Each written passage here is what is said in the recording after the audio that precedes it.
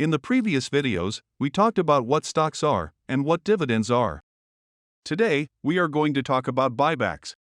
What are they, why many companies prefer these over dividends, and why you as an investor should, sometimes, prefer these as a compensation instead of dividends. We will discuss about the pros and cons of buybacks. For now, go with the intro.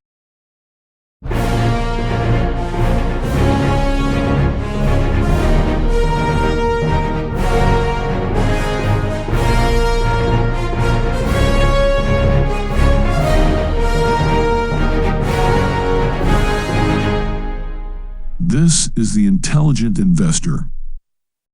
Let's start by defining what a stock buyback is, and when businesses do perform them.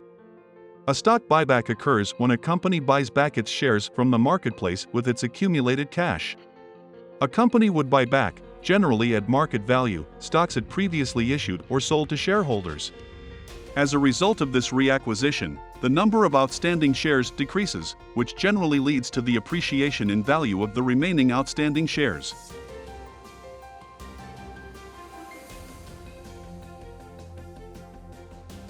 Does it sound complicated? Let's have an example in line with our pizza shop example discussed in previous videos. If you haven't watched them, use the link in the description to fill the gap. Let's assume our pizza business has issued 10 stocks. Thus, the number of outstanding shares is 10. Let's also assume that at current market value, each stock is worth $10 and that the company has announced a buyback of $20 worth of shares. Our business repurchased 2 stocks, now effectively having invested in themselves. After the buying is finished, the number of outstanding shares stands now at 8 and at market value of $12 per each share. The attentive viewer may argue that the price for each stock should be still $10. But why is this generally wrong? By reducing the number of outstanding shares, each share is now worth a greater percentage of the corporation. The stock's earnings per share, EPS, thus increases while either the price-to-earnings ratio decreases or the stock price increases, with the latter being usually the case. Another implicit reason for the stock price to increase relies on the fact that a share repurchase effectively demonstrates to investors that the business has sufficient cash set aside for emergencies and a low probability of economic troubles. Let's now understand why companies do buybacks. Given that companies raise capital through the sale of common and preferred shares, it may seem counterintuitive or even harmful that a business might choose to give that money back. In reality, there are many reasons why it may be advantageous for a company to repurchase its shares. These include reducing the cost of capital, increasing ownership consolidation, preserving stock prices, undervaluation of the market price, and boosting its key financial ratios. The cost of capital is the minimum rate of return or profit a company must earn before generating value. The term cost of capital is used by analysts and investors, but it is always an evaluation of whether a projected decision can be justified by its cost. In doing a buyback, companies consolidate their ownership. Shares, indeed, aren't just certificates that reflect a specific market value, they indicate ownership. Thus, shareholders are owners of the business. The more shares a company is able to buy back, the fewer shareholders or owners there will be. Preserving stock price gives stability to investors. By decreasing the number of shares in circulation, a company will ensure the price to generally grow with time due to a decrease in the offer, while hopefully stable or increasing demand. Depending on many factors, the market may underappreciate a company's stock. If the company is bullish about the future and feels stock are underpriced, then a buyback is effectively a good opportunity for investing in themselves. Finally, buybacks directly affect financial ratios. Buybacks tend to improve the EPS and return on equity of a company while slowing book value growth.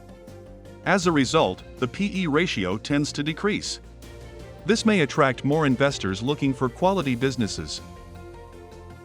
In this last part of the video, we will discuss pros and cons from the investor's perspective, whether the company buybacks its shares or pays dividends. If you haven't watched our previous video on dividends, you can find the link here in the description. So, buybacks or dividends, which one? The answer is, it depends. A major difference lies in the fact that dividends are taxed. Thus, every time we receive dividends, we will be forced to pay a cut of them in taxes. Note that this is also the case if we quickly reinvest the profits, thus effectively compounding taxes year after year. On the other hand, buybacks gains will be taxed only once, when the profit realizes. On the contrary, in case the stock price is overvalued, buybacks will result in a bad investment for the company, which may better spend its cash reserves in other ways. Finally, let's look at a recent announcement of buybacks from Google.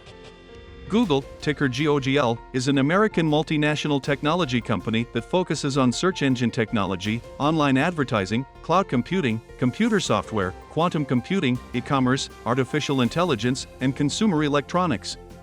It's traded on the Nasdaq index and has a current market capitalization of $1.35 trillion. In April 2022, they announced a $70 billion buyback. $70 billion in buybacks that are roughly equivalent to 5% of the entire capitalization. We hope you enjoyed this video. If you have any question on the topic or any suggestions for how to improve in the future, please write it in the comments. Thanks for watching. Bye.